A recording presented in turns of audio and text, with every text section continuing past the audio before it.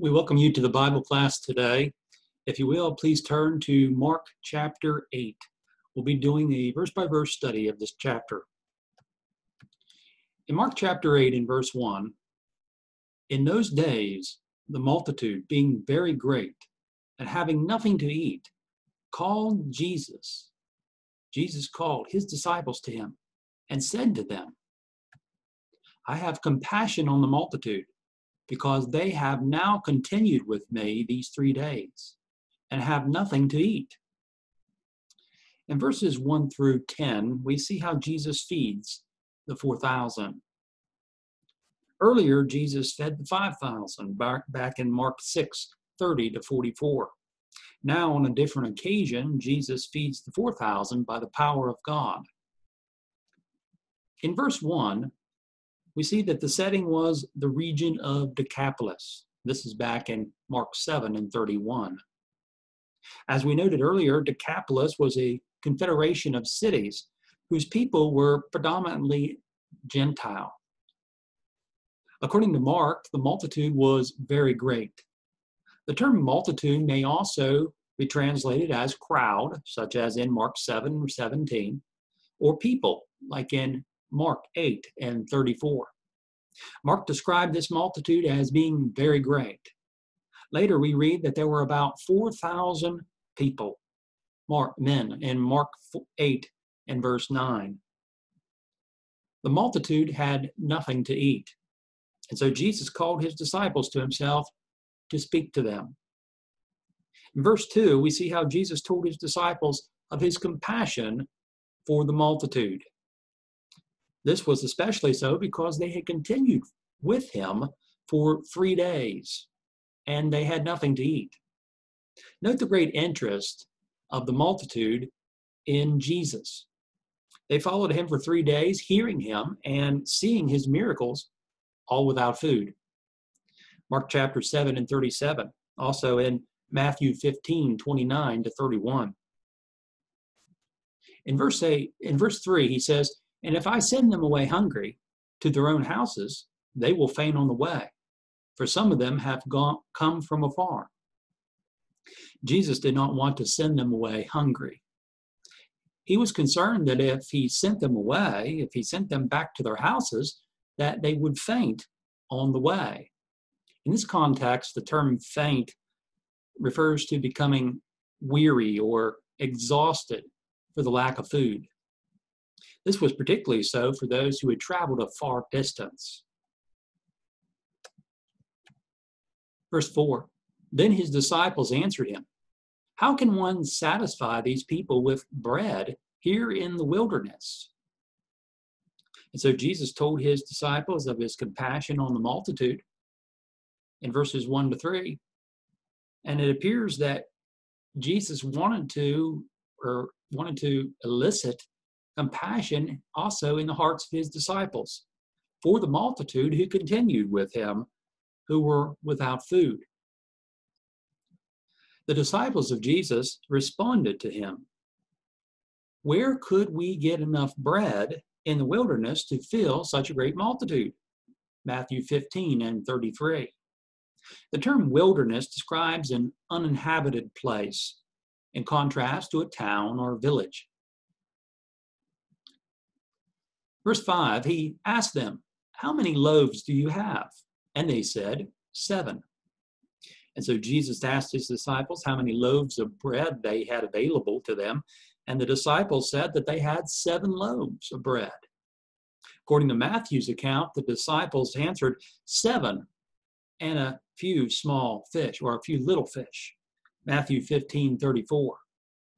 Mark 8 and verse 7. Verse 6.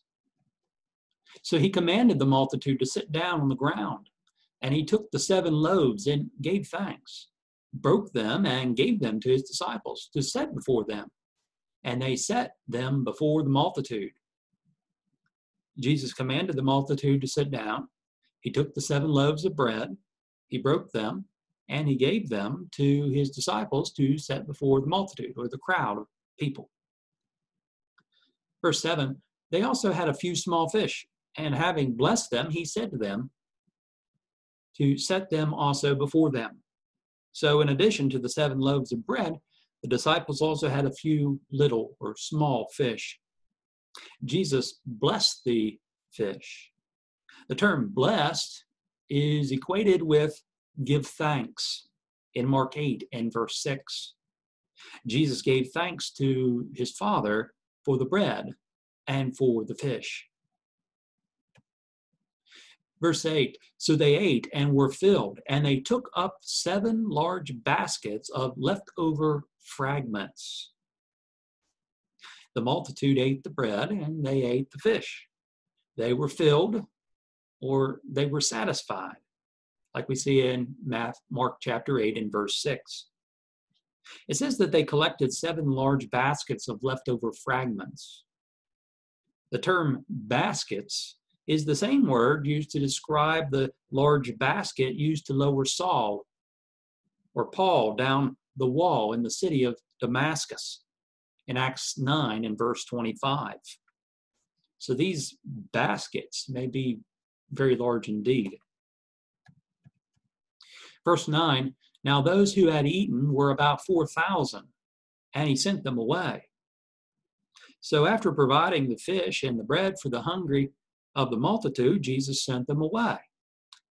Mark 8 and verse 3. With compassion, Jesus filled, he satisfied the people with food.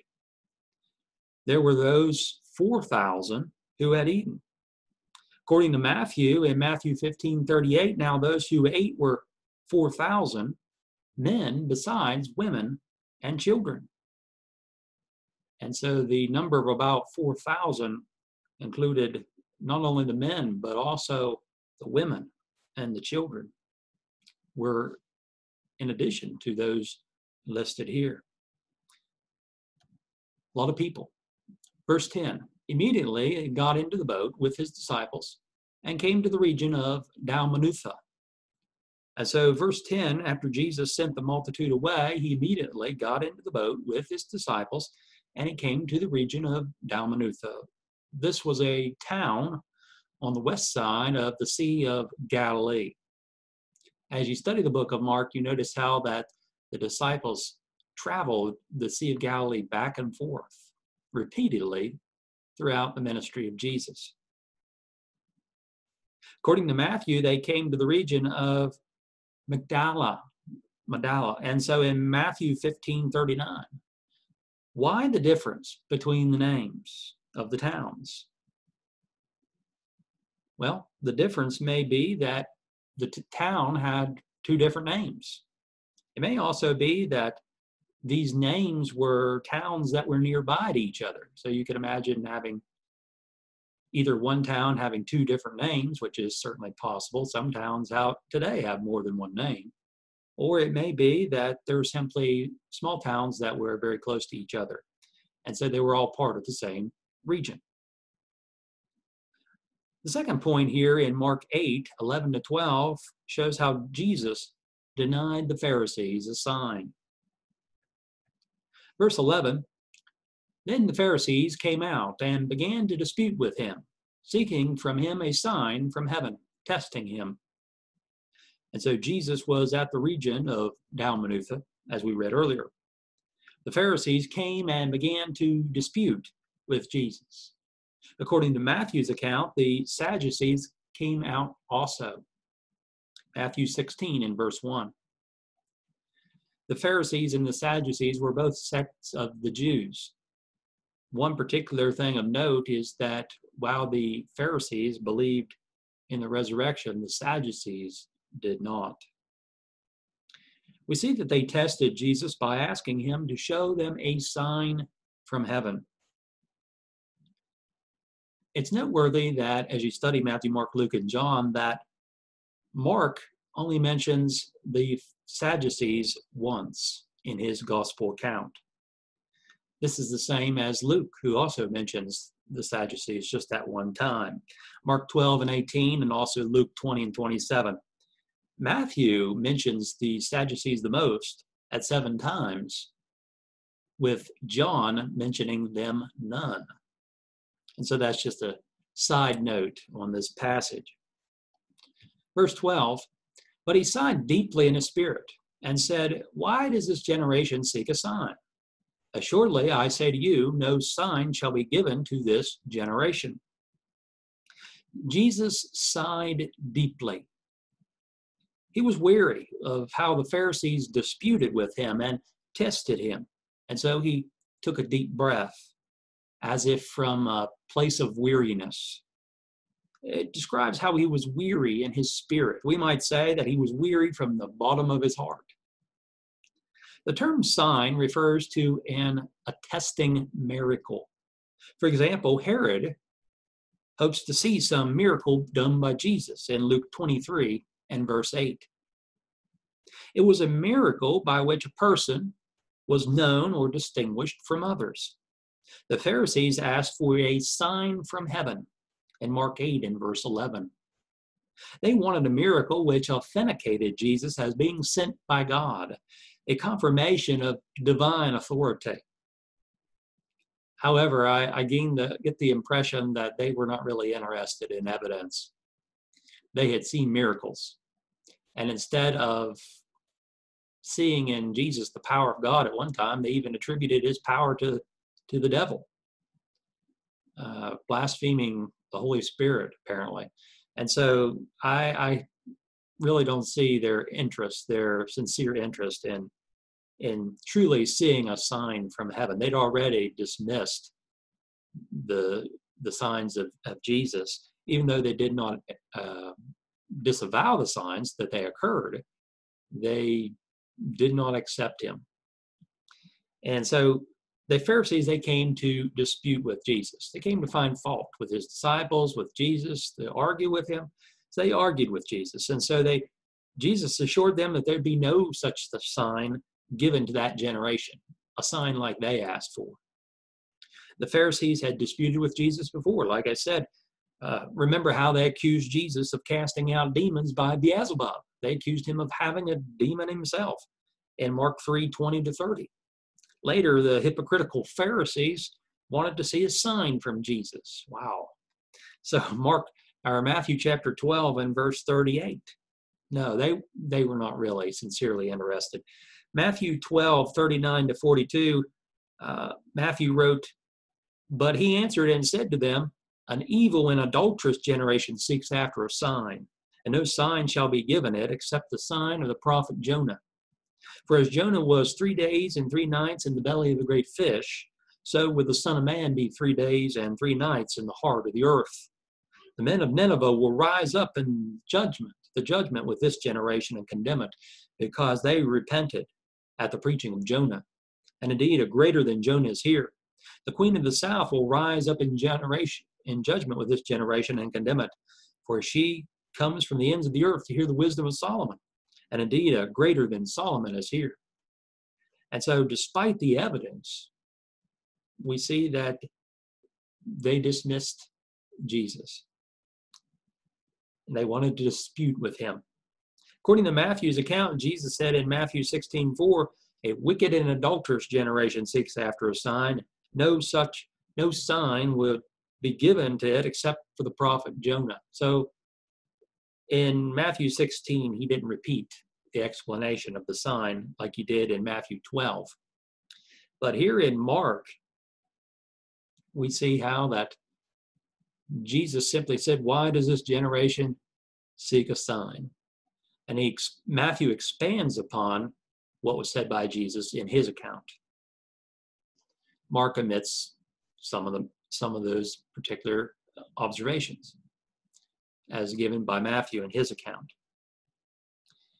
Number 3, we see Jesus warning his disciples of the Pharisees. Again, they were hypocrites, those who disputed with Jesus. Mark chapter 8, 13-21. Mark 8 and verse 13, it says, "And he left them, and getting into the boat, departed to the other side."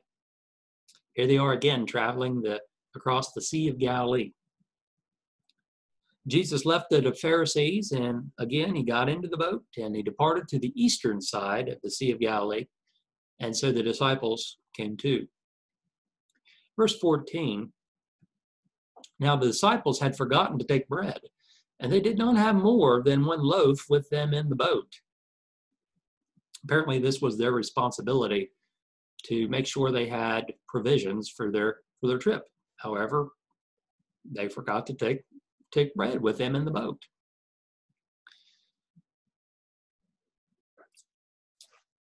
We learn from other passages that they only had one bread. They only had one loaf of bread with them in the boat for their trip. Verse 15, then he charged them, saying, take heed, beware of the leaven of the Pharisees and the leaven of Herod.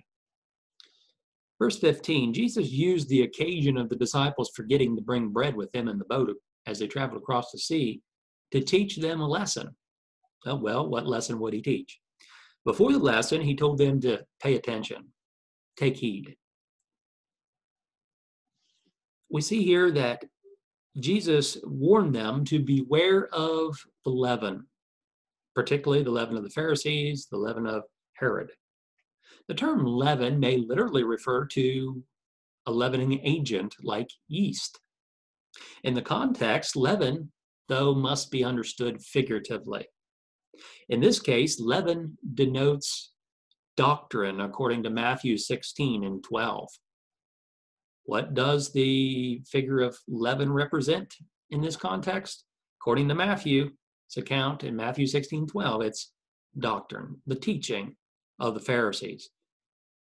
You remember the teaching of the Pharisees and how at times they rejected the commandments of God in order to keep hold of their own traditions. We remember the teachings of Jesus concerning their hypocrisy. In this particular passage, we see that he mentions the doctrine of the Pharisees, and he mentions the doctrine of Herod, particularly the Herodians, like we see in Mark 3:6 and Mark 12:13, and also the doctrine of the Sadducees, like we see in Matthew 16 and 6. Again, this may refer to their hypocrisy in particular, but according to Matthew's account, their doctrine.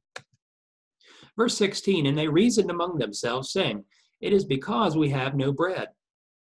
So, how did the disciples respond to what Jesus had to say?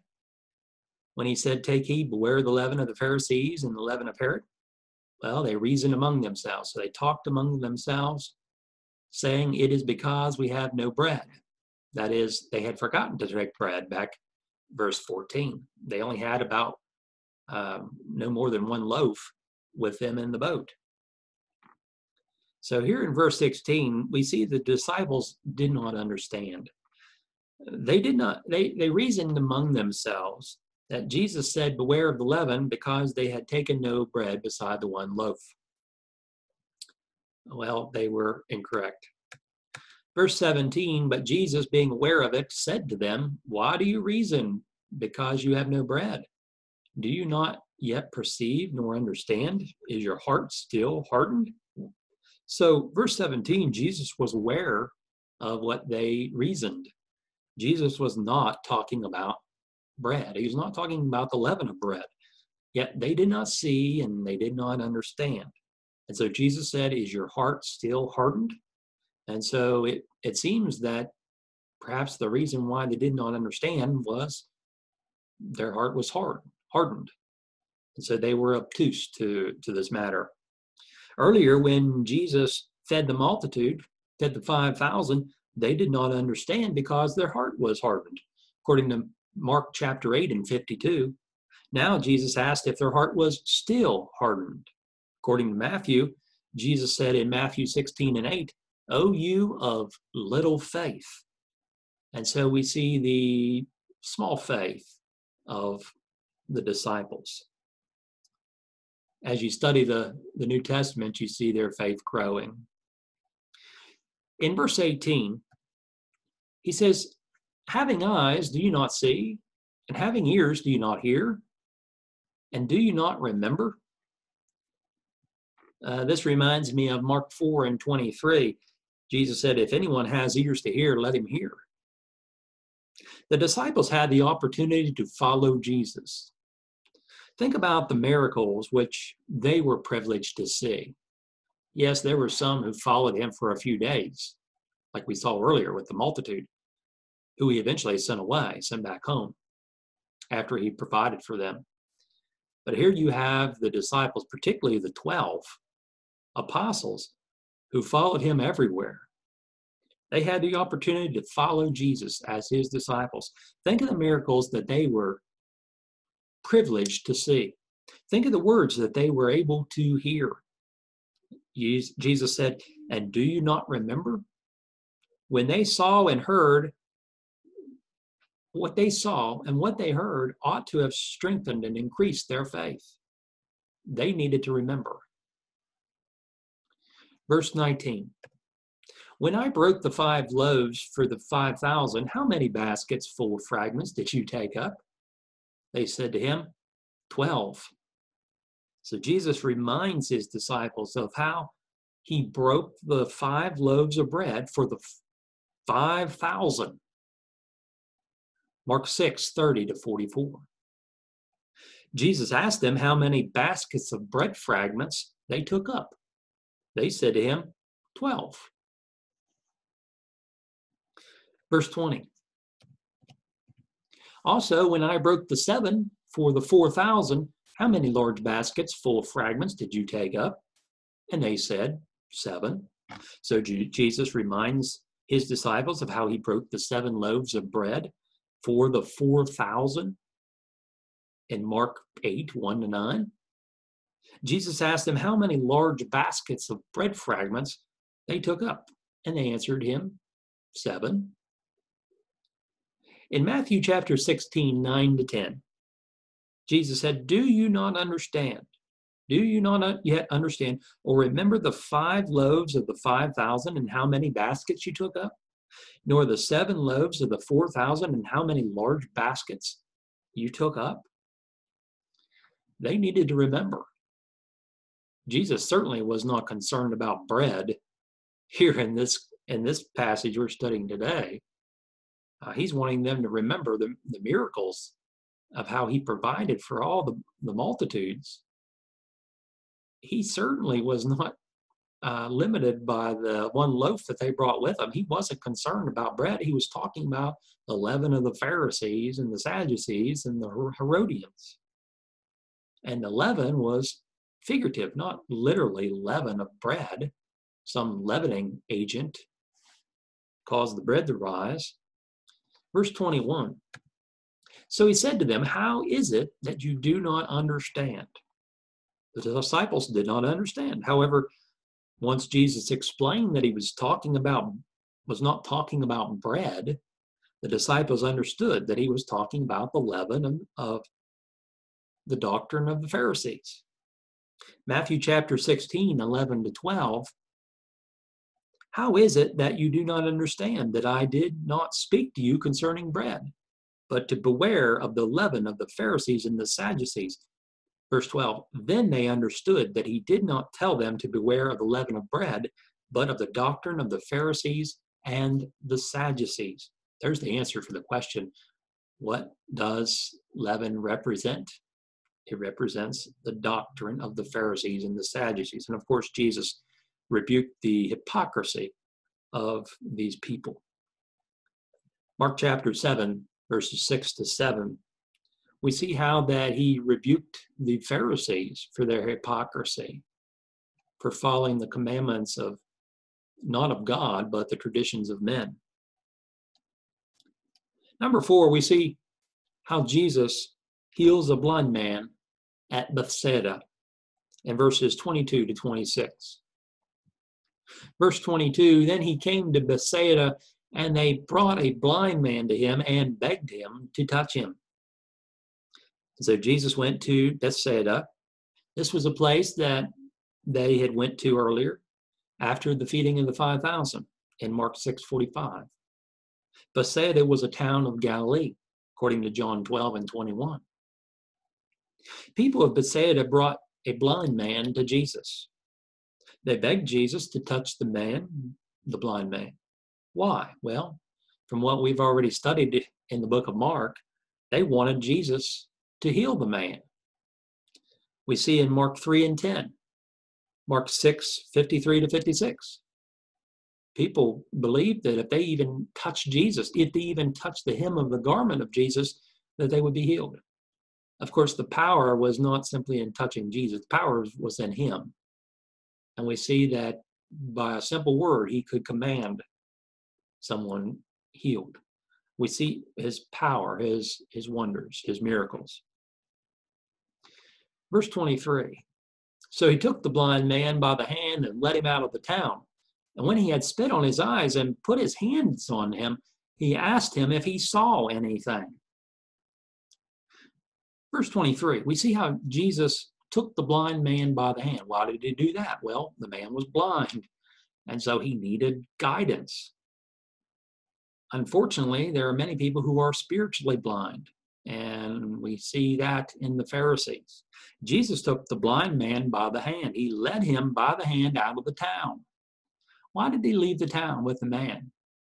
It may be that he wanted some privacy.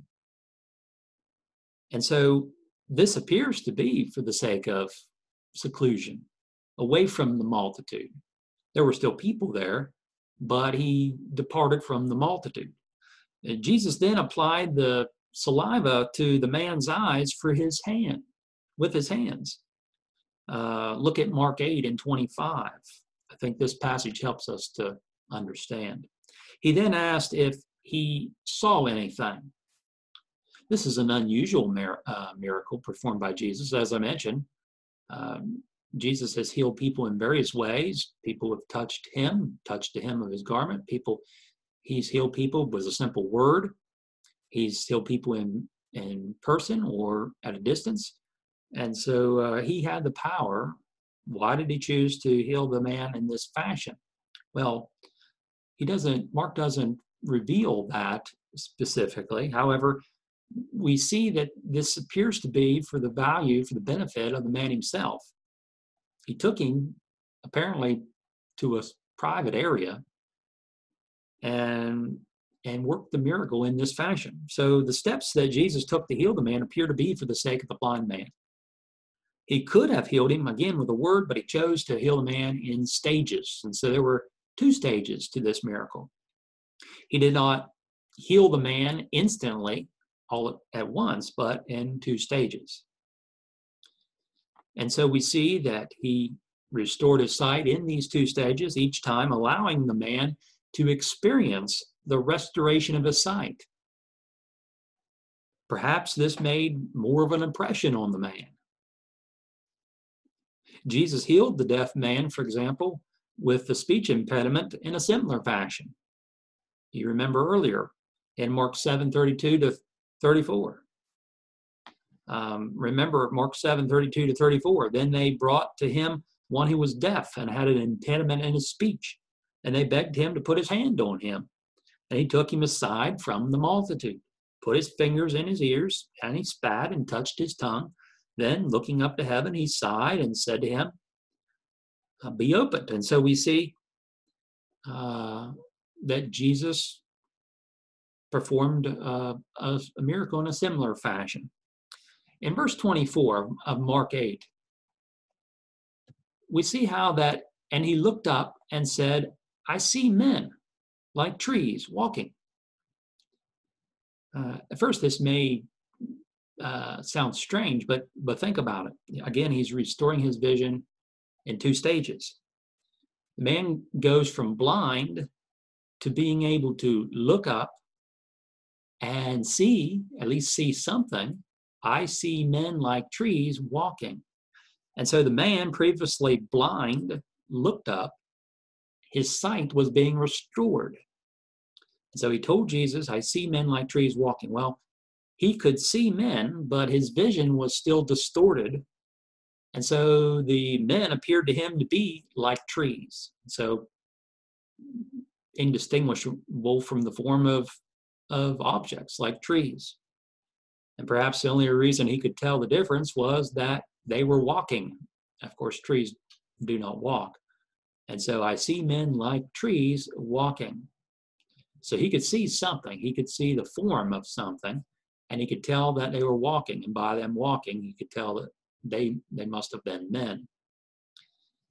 Now, Jesus asked him, what do you see? If he saw anything. Yes, he goes from being blind completely to being able to see something, even though his vision was not yet clear. Verse 25, then he put his hands on his eyes again and made him look up, and he was restored and saw everyone clearly. So earlier, Jesus had spit on his eyes and put his hands on him, Mark 8 and 23. That does not mean that he spit in his eyes. It means that he applied the saliva to his eyes. Now, Jesus put his hands on his eyes again, according to this passage, and he made him look up. Again, why did he use saliva? Well, the passage does not say. Mark does not reveal that information. People have ventured various assumptions on that matter. Well, the man was restored to his former condition. How so? He could see. It appears that maybe at once this man could see in the past, but something happened and he lost his vision. While earlier men appeared like trees, now he could see everyone clearly. Anyone who's had any difficulty with their vision could understand this passage. Verse 26, then he sent him away to his house, saying, neither go into the town nor tell anyone in the town. Jesus told the man to go to his house. He instructed him not to go into the town of Bethsaida or to tell anyone in Bethsaida. This too may have been for the benefit of the man. It is interesting, I think, that Jesus rebuked Bethsaida, the people of that town, earlier for failing to repent, even after seeing the mighty works of Jesus. In Matthew 11:21-22, Jesus said, woe to you, Chorazin! Woe to you, Bethsaida! For if the mighty works which were done in you had been done in Tyre and Sidon, they would have repented long ago in sackcloth and ashes.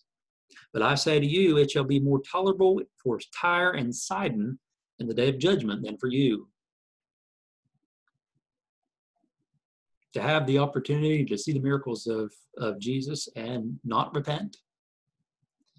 Jesus performed miracles not simply out of compassion, but for the point of attesting miracles, for confirming the word that he preached, that indeed God had sent him. Number 5, we see how Peter confesses Jesus as the Christ. Verse 27, now Jesus and his disciples went out to the towns of Caesarea Philippi, and on the road he asked his disciples, saying to them, who do men say that I am? Jesus no doubt had heard what people were saying. As he often did, he asked questions not for the purpose of learning, but for teaching as the master teacher.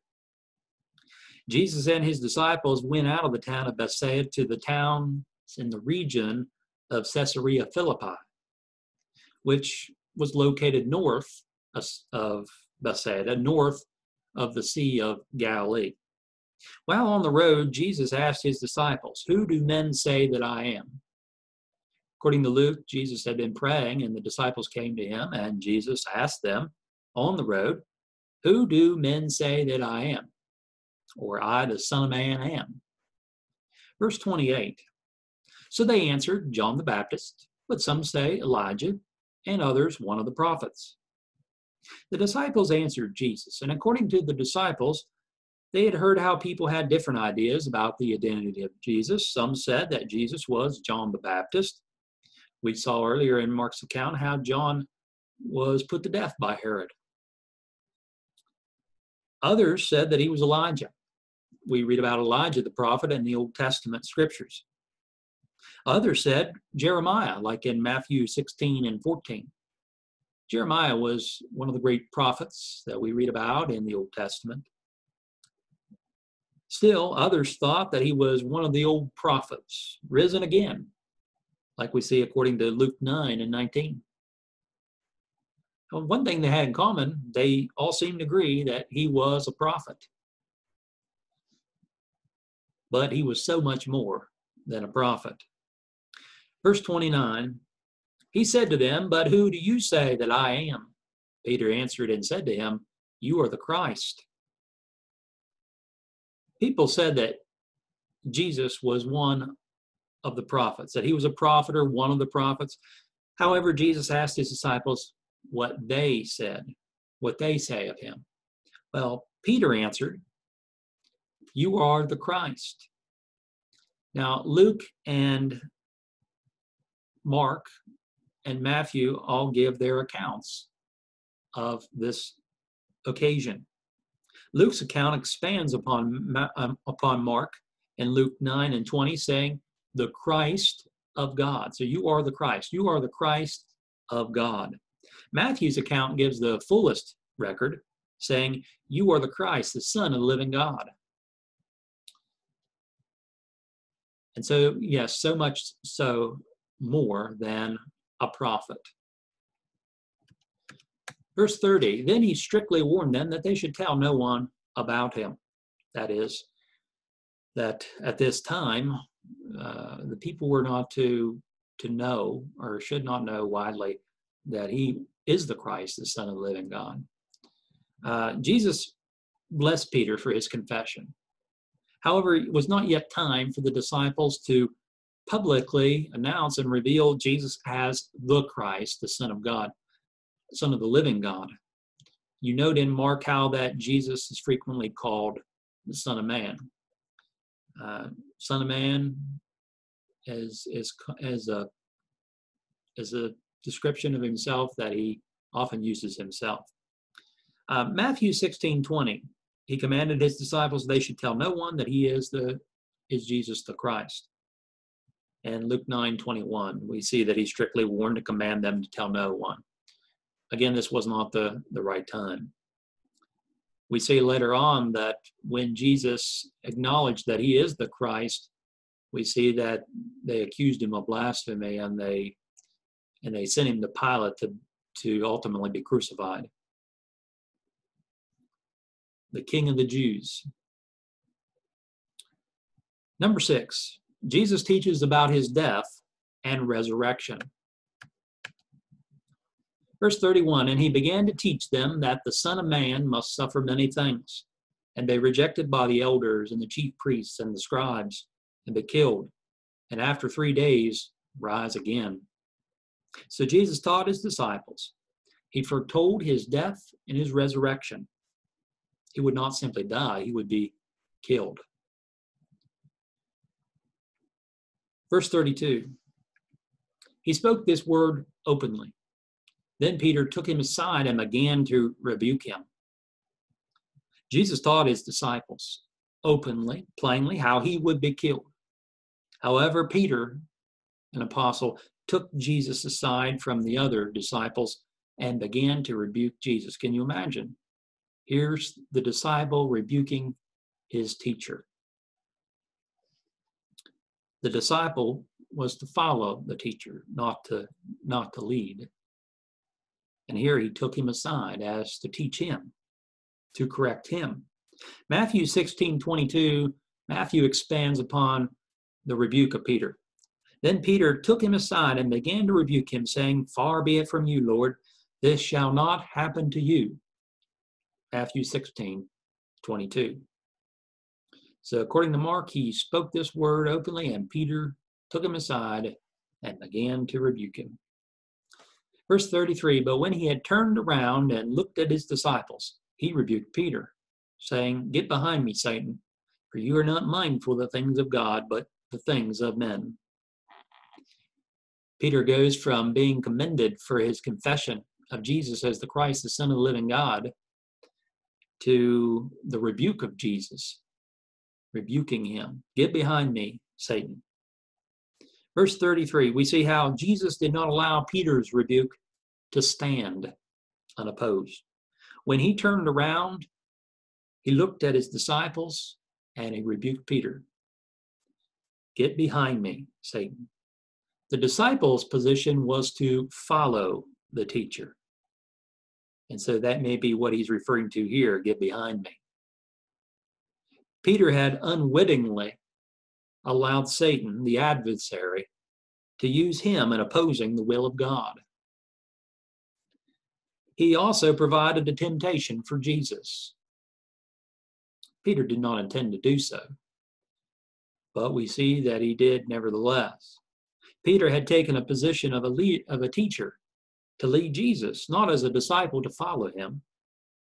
And according to Jesus, he was more mindful of the things of men than the things of God.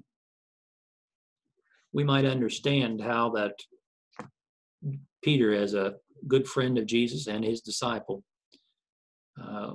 would not want to hear that his friend and master, his friend and teacher, would be killed. However, that was the truth. And in denying that, we see that he denied the truthfulness of his words and the will of God. He just confessed that he's the Christ, the Son of the living God. God had sent him. And now, not long after, we see that he says, you will not die. You will not be killed. And so Jesus rebukes Peter in front of the disciples. He could not let that stand. Next, we see how Jesus teaches his disciples about discipleship.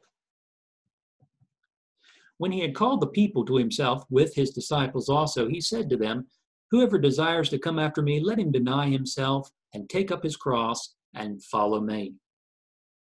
Jesus called the people to himself along with his disciples. If people wanted to come after him, to be his disciples, they needed to do the following. First, Jesus said, let him deny himself. They needed to deny the things of men and be mindful of the things of God. Mark 8 and 33. Second, take up his cross. They needed to take up his cross daily. That is, each of them needed to take up their cross daily. Luke 9 and 23. This cross bearing is the acceptance of the things of God, enduring for the sake of God. Be willing to follow the will of God, to endure whatever may come, even if so doing requires you to literally have to carry your own cross. It's noteworthy that when Jesus went to be crucified, we see that one was compelled to bear his cross. Jesus was in a weakened state, having been scourged, beaten, mocked, and now he carried his cross so far, and someone else was compelled to carry it for him the rest of the way, where Jesus would be crucified.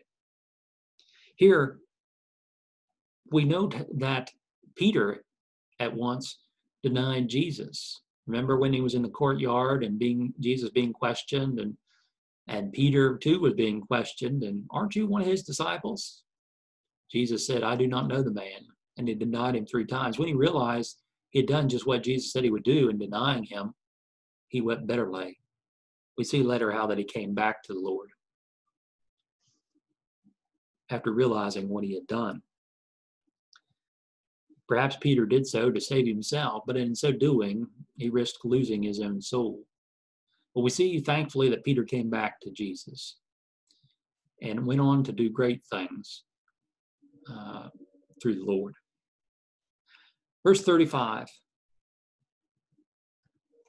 For whoever desires to save his life will lose it, but whoever loses his life for my sake and the gospel's will save it. So those disciples who are more concerned with their own lives, they choose to deny Jesus in order to save their own lives. However, those disciples who were mindful of the things of God would be willing to die for the sake of Christ and for the sake of the gospel of Christ and be saved. Jesus taught discipleship. In Matthew 10:38-39, earlier he taught his disciples, and he who does not take up his cross and follow after me is not worthy of me. He who finds his life will lose it, and he who loses his life for my sake will find it. Verse 36. For what will it profit a man if he gains the whole world and loses his own soul? There is no profit? The question is rhetorical. There is no profit. The soul is of inestimable value. If a man gains the whole world but loses his own soul, he has lost far too much. That reminds me of the words of Solomon in the book of Ecclesiastes, vanity of vanities. Verse 37. Or what will a man give in exchange for his soul? Someone might deny Jesus to save their life. They would give away their loyalty to Jesus so that their life may be spared, but their soul would be lost in the transaction. Verse 38. For whoever is ashamed of me and my words in this adulterous and sinful generation, of him the Son of Man will be ashamed when he comes in the glory of his Father with the holy angels. Jesus warned of the judgment. If man is ashamed of the Son of Man and his words, disloyal and sinful, the Son of Man would be ashamed of him too when he comes in judgment. In Matthew 16:27, Jesus said, for the Son of Man will come in the glory of his Father with his angels, and then he will reward each according to his works. We leave you today with Matthew 10:32-33. Again, in the context of Matthew 10 is the commissioning of the apostles, the 12. And we've looked at this before. But in Matthew 10:32-33, during that discourse, we see that Jesus said, therefore, whoever confesses me before men, him I will also confess before my Father who is in heaven. But whoever denies me before men, him I will also deny before my Father who is in heaven. Peter had heard these words as well as the rest of the disciples. And Jesus had even warned Peter that he would deny Jesus.